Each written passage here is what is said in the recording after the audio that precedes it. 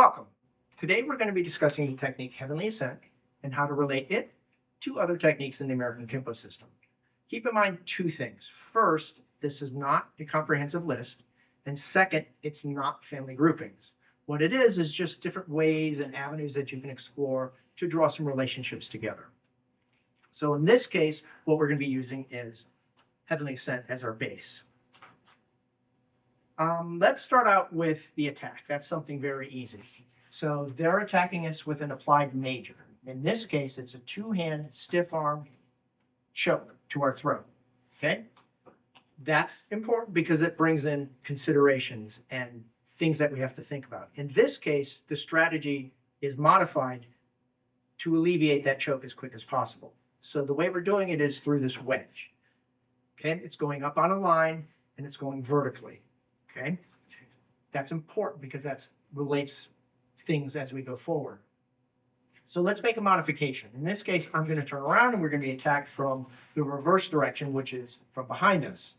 So this is important because it calls out something about ourselves.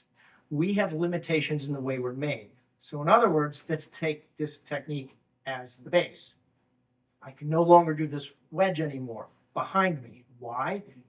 Because I'm not built that way. If you notice, I physically cannot do that. So what that means is I'm going to have to make modifications to myself in order to implement that same strategy of alleviating that choke.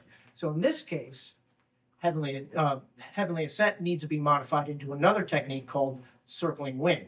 So notice the variations that we go through. In this case, we're going to stay on that vertical, but now what we're going to do is reverse the direction. So rather than going up, we're going down.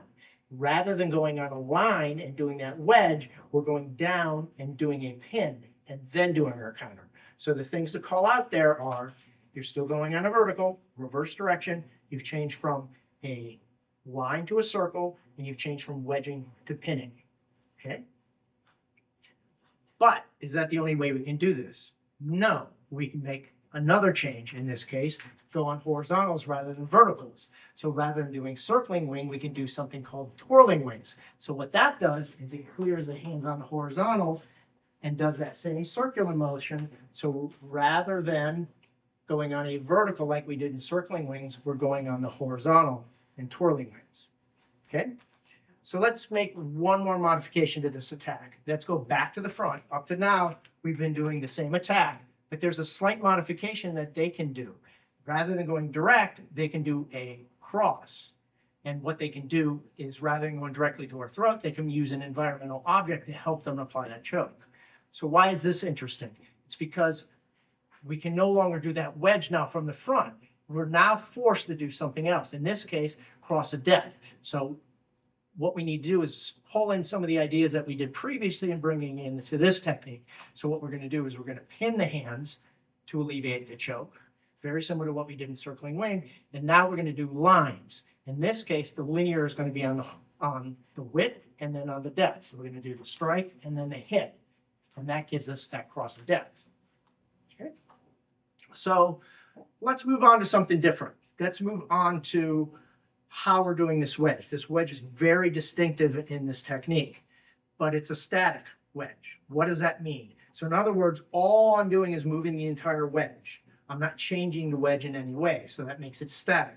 Dynamic would mean I change the wedge in some way. So let's do a technique that shows you this example, thrusting wedge. So the reason why it's called thrusting wedge is because you're actually doing a dynamic wedge. So as it comes in, we're coming in here and doing this dynamic wedge.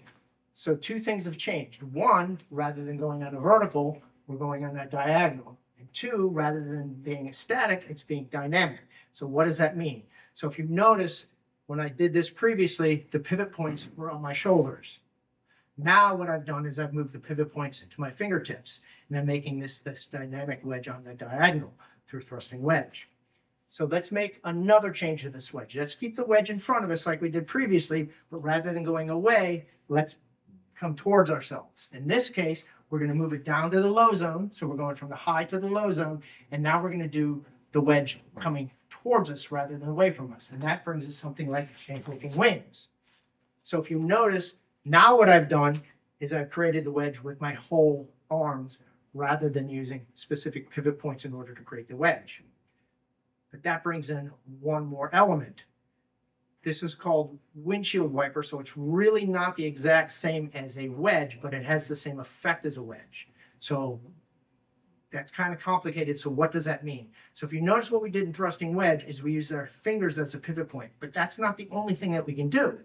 With the pivot points, we can, if you notice, we went from shoulders up to fingertips. Now there's one more element of our arm, the elbows. So what we can do is we can leave the elbows relatively stationary and move the hands. So if you notice, it still has the same effect as a wedge, but we don't really call it a wedge. We call it windshield wiper effect, okay, because of, obviously, from the cars. So what we're going to do is move from that low zone to the middle zone, because we've done high and low, and let's do middle and use our elbows as a pivot point. And guess what? That brings in parting wings. Okay, so let's do a quick recap of what we did. We talked about chaining that wedge and the different ways in which we can do it, put it at different height zones. And then we talked about the attack and doing circles and lines and verticals and horizontals and whatnot. Hope this video helps you understand the American Kenpo system just a little bit better. Thank you very much.